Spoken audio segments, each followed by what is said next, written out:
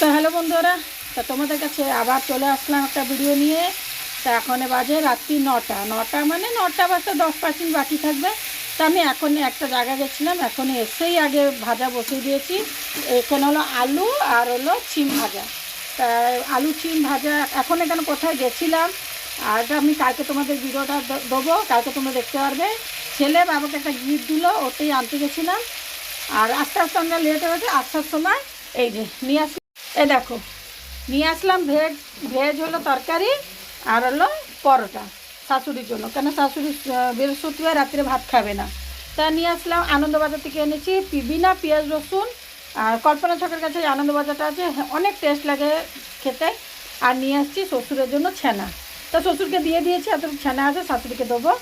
আর শ্বশুরকে খেতে দিয়ে দিয়েছি। আর দুপুরে ডাল আছে, আর হলো দুপুরে ডাঁটার চচ্চড়ি আছে, ফুলকপি ভাজা আছে। আর কিছু রান্নাম না। তোমার দাদাভাই বললো, তোমার দাদাভাই না দুপুরে যা খাবে রাত্রিরে, রাত্রিরে একটা নতুন কিছু দরকার। তো নতুন কী করবো, তা শিম ছিল, আলু ছিল, শিম আলু ভেজে দিলাম। তা এই শিম আলু ভাজাটা বসিয়েছি। তা আমি কালকে তোমাদেরকে ভিডিওটা ছাড়বো ছেলে বাবাকে কী গিফট দিল। হ্যালো বন্ধুরা, ততক্ষণে টাটা, বাই বাই।